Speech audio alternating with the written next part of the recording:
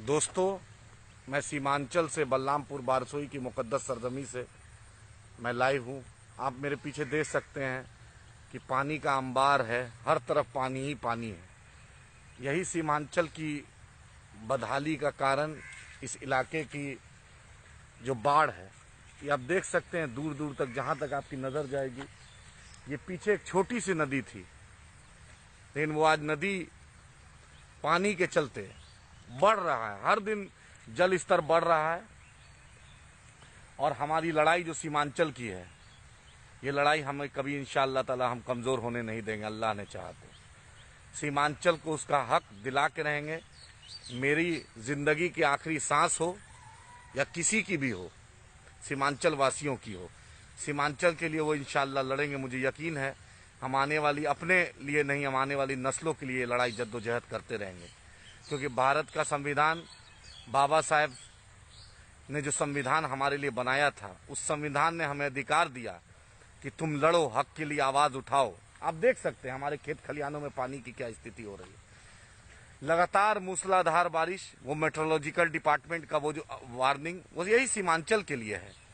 यही कटिहार, पूर्णिया, अररिया, किशनगंज, बलरामपुर, बारसोई, आबादपुर, कचना, धसना, बिघोर, माधेपुर, बालूगंज, तेलता, हरना, रोई, चापाखोर, नलसर, हरदार, धापी, गांजन, लालपुर, कदवाटोली, भीमियाल, इमादपुर, खेमपुर, बलिया बेलोन, कुरुम, दिलसादपुर, निस्ता, शेखपुरा, चंदहर, ये जो पूरा मेरा इलाका, प्राणपुर, सुनैली, सालमाड़ी, बरारी, कोढ़ा, आजमनगर, डंडखोड़ा, समेली, ये जो हसनगंज, ये जो पूरा सीमा कटिहार का इलाका, ये पूर्णिया का इलाका, श्रीनगर, कस्बा, कुशेश्वर स्थान, डगरवा, बायसी, जलालगढ़, रोटा, अमोर, धमदा, रुपौली, जोकी, सिकटी, पलासी, नरपतगंज, फारबिसगंज, ये जो पूरा, उसके बाद ठाकुरगंज, टेरागाज, छतरगाज, पोठिया, कोचा धामन, बरबट्टा, माधो, चुल्ली, नटवापारा, छतरगाज, बेलवा, रहमतपाड़ा, ये जो पूरा सीमांचल है, ये आज बाढ़ की तबाही का अंदेशा। हमारे घरों में अब बाढ़ के पानी कभी भी घुस सकता है। लेकिन वक्त के हुक्मरानों ने, दिल्ली में जो बैठी सरकार और पटना में जो बैठी सरकार, किसी ने सीमांचल पर वो तवज्जो नहीं दी। मरहूम तस्लीमुद्दीन साहब ने सीमांचल महानंदा बेसिन की लड़ाई लड़ी। तस्लीमुद्दीन साहब जब केंद्र में मंत्री थे, उन्होंने कोशिश की कि सीमांचल को उसका इंसाफ मिले। लेकिन उन्होंने जब हम अपने इंटरव्यू में मैंने कहा था कि राजद हो, जदयू हो, कांग्रेस हो, भाजपा हो, माले हो, हर ने सीमांचल के साथ नाइंसाफी की।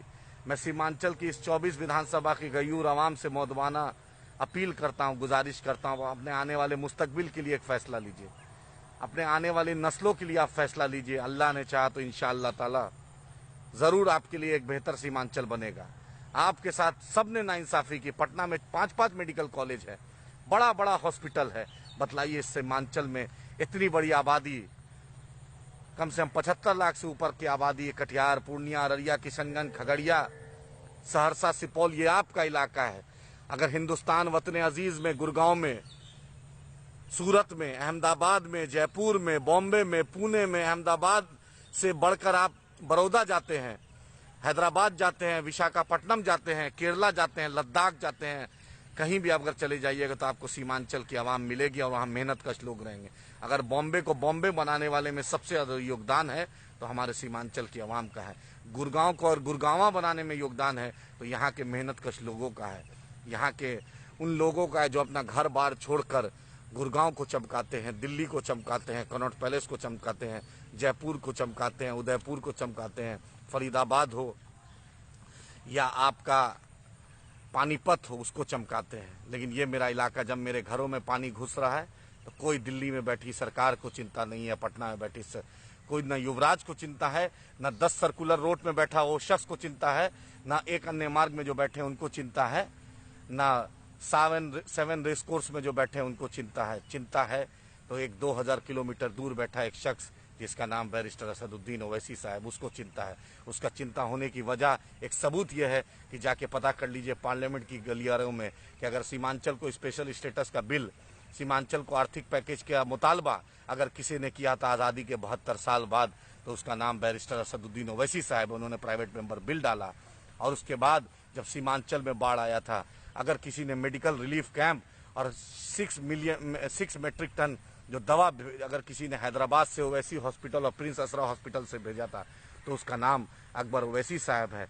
और आपके लिए अगर जद्दोजहद बिहार में अगर कोई शख्स लड़ता है तो उसका नाम अख्तरुल ईमान साहब है, इंजीनियर आफ्ताब साहब है, कमरुल हुदा साहब है। इस पूरी टीम को आप साथ दीजिए, सीमांचल के मुस्तकबिल के लिए साथ दीजिए। ये लड़ाई मेरी नहीं है मेरे भाई, एमएलए एमपी बनने की लड़ाई नहीं है। वक्त के हुक्मरानों से अगर आंख से आंख मिला के कोई बोलेगा तो मजलिस इत्तेहादुल मुस्लिमीन का रुकन बोलेगा, रुकन असेंबली बोलेगा, क्योंकि उसको डर है तो अपने अल्लाह से डर है।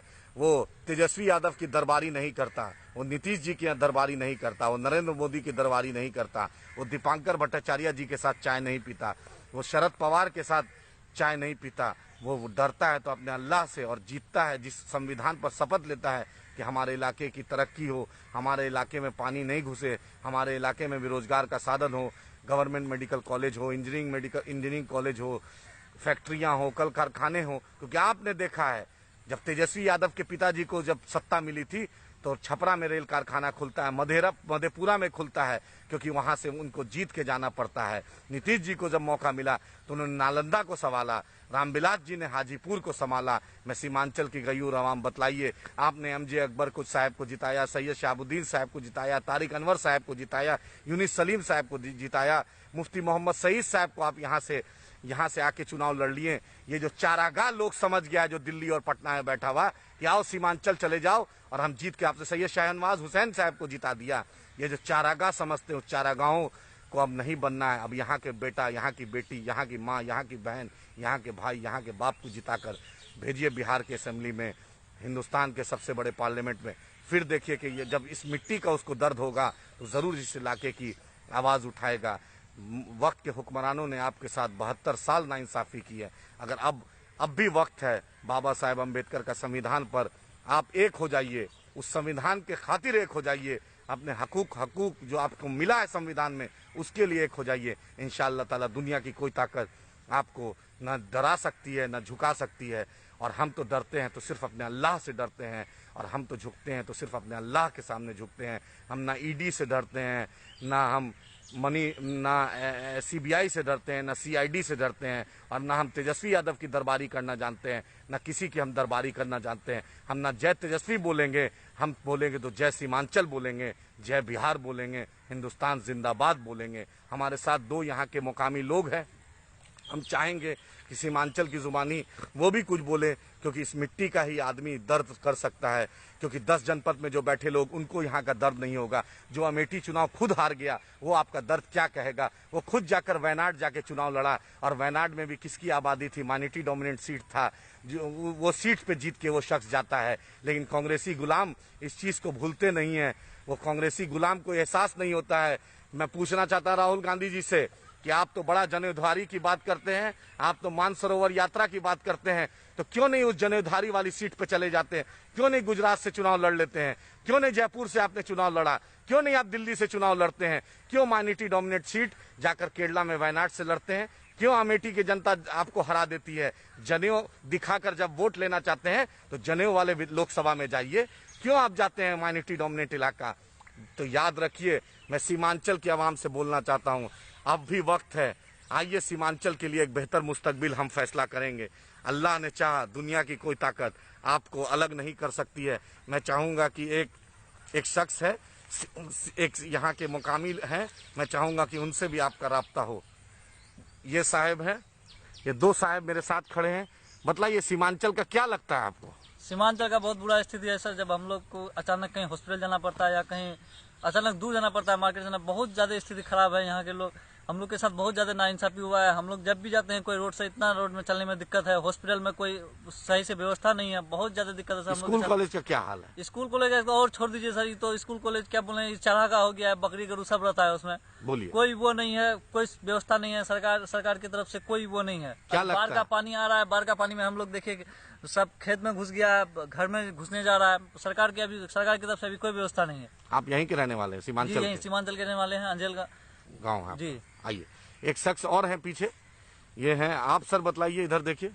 हाँ, क्या लगता है सर सीमांचल के बारे में आपको? जो सीमांचल का क्या है, तासुरात दीजिए। पूरे हिंदुस्तान में सबसे ज्यादा पिछड़ा अगर कोई मुल्क है हाँ तो वो बिहार है। हाँ और बिहार में सबसे ज्यादा है तो वो कटिहार और किशनगंज और पूर्णिया। जी।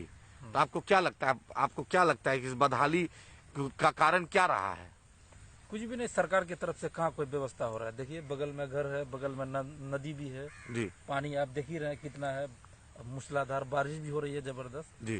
तो यहाँ का लोगों का वैसे भी हालत खराब है, हाँ, बहुत ज्यादा। क्या लॉकडाउन में परेशानियां बढ़ी? कोई ध्यान हुआ? कुछ नहीं, यहाँ पे क्या होगा, यहाँ का लोग लॉकडाउन का पालन करने से कर लेगा, लेकिन उसके पास कोई व्यवस्था ही नहीं है। हाँ कोई व्यवस्था नहीं है। अभी एक किसी भी आदमी को अगर वो बीमारी अगर हो जाएगी, जी, बचने का कोई मतलब ही नहीं बनता मतलब है। नहीं। अल्लाह ताला उसको बचा लेगा तो ये हो जाता है। क्या लेकिन लगता है, ऐसे आप बचने का- 72 साल आपने सबको वोट दिया, क्या आपके साथ उन्होंने इंसाफ किया? चाहे पटना की सरकार हो या दिल्ली की सरकार हो, क्या आपके साथ इंसाफ हुआ? आपको लगता है? कुछ नहीं, कोई नहीं। हम हाँ? लोग बाहर जाते हैं, दिल्ली, मुंबई, महाराष्ट्र, गुजरात जाकर के हर जगह हम लोग जाके मजदूरी करते हैं, काम करते हैं, और हम लोग से हर जगह सरकार हम लोग से टैक्स ले करके हम लोग को वैसे भेज देता है। तो आपको क्या लगता है, बदलाव होना चाहिए? बिल्कुल होना चाहिए। सीमांचल को स्पेशल स्टेटस मिलना चाहिए, हाँ, जैसे बिल्कुल मिलना नॉर्थ चाहिए। ईस्ट को मिला है? हाँ बिल्कुल मतलब मिलना- खुसूसी दर्जा, खास पैकेज मिलना चाहिए इस इलाके हाँ को। जी, होना चाहिए बिल्कुल। जैसे दार्जिलिंग को मिला, जैसे बेलगाम को मिला, तो आपको लगता है कि इस इलाके को मिलना चाहिए? मिलना चाहिए, लेकिन मिल नहीं रहा है अभी तक। ये आपका मुतालबा है सरकार से? हाँ बिल्कुल। आपके साथ सबने नाइंसाफी की है, सबने चाहे पटना की सरकार हो या दिल्ली कहीं की पूरे सरकार, हिंदुस्तान का कहीं भी कोई भी हो, सबने नाइंसाफी सबने की है। नाइंसाफी आपका पहला 3 क्या रहेगा? आप इलाके में क्या बेहतरी चाहते हैं? क्या बेहतर स्वास्थ्य, शिक्षा, रोड, क्या चाहते हैं? सबसे पहले हॉस्पिटल, हाँ उसके बाद स्कूल, कॉलेज, जी मेडिकल कॉलेज, जी ये सब होना चाहिए। और और रोड का जो स्थिति है, इधर आप अगर घूम लीजिएगा मेरे एरिया में, जी रोड का तो वो बुरा हाल है कि अगर कोई प्रेग्नेंट औरत कोई अगर जाएगी हॉस्पिटल, जी।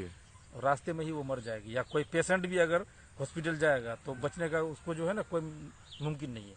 तो आप चाहते हैं कि सीमांचल को उसका दर्जा मिले, मिलना ही और चाहिए। आप आने वाली नस्लों को ये हिदायत मतलब दीजिएगा? सीमांचल के साथ कुछ इंसाफ होना चाहिए। ये आपका मुतालबा? मेरा मुतालबा है कि कुछ होना चाहिए, इंसाफ होना चाहिए। जैसे पूरे हिंदुस्तान में हर जगह हो रहा है, वैसे यहाँ भी होना चाहिए। आप देख सकते हैं दोस्तों कि दर्द है, इस मिट्टी का दर्द है, इसलिए लोग उठा रहा है। वक्त के हुक्मरानों ने सीमांचल के साथ नाइंसाफी किया है, सबने सीमांचल के साथ नाइंसाफी किया।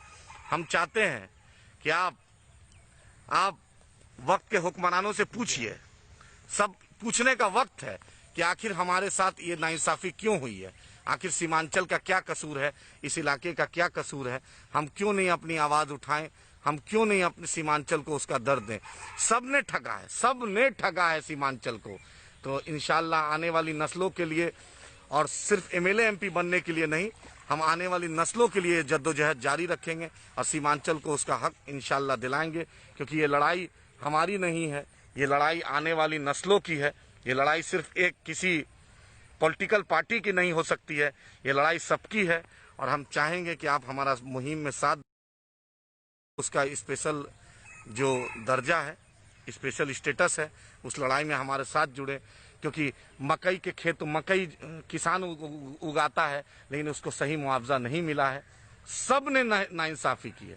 जो भी दिल्ली पटना में बैठा है, वक्त है, अब भी जुड़िए। बैरिस्टर असदुद्दीन ओवैसी साहब की क़यादत, अख्तरुल ईमान साहब की क़यादत, अकबर ओवैसी साहब की क़यादत, इंजीनियर आफ्ताब साहब की क़यादत, डॉक्टर अमित कुमार साहब की क़यादत, कमरुल हुदा साहब, सब मिलकर हम लोग सीमांचल वासियों लड़े। चाहे हिंदू हो, मुसलमान हो, सिख हो, ईसाई हो, दलित हो, पिछड़ा हो, अति पिछड़ा हो, सब मिलिए इंशाल्लाह हम बेहतर सीमांचल बनाएंगे। बेहतर आने वाली नस्लों को जरूर कुछ ना कुछ ऐसा तोहफा देंगे कि हमारे खेतों में जब पानी आएगा तो उससे सिंचाई होगा, हमारे घरों में अच्छे, हमारे इलाके में भी अच्छा रोड आएगा, स्कूल होगा, कॉलेज होगा, ताकि हम एक बेहतर मुस्तकबिल बनाएं और सीमांचल को उसका हक दिलाएं। इंशाल्लाह मैं सीमांचल से लाइव हूं। मैं चाहता हूं सिर्फ एमएलए एमपी के तक आप महदूद ना रहें, आप सीमांचल को उसका हक दिलाने में हमारा साथ दें, ताकि हम सीमांचल के साथ हम इंसाफ कर सकें और सीमांचल को उसका हम हक दिला सकें। इसलिए मेरे साथ आप जुड़िए, इस मुहिम में जुड़िए और सीमांचल को उसका उसकी जो लड़ाई है उस लड़ाई में साथ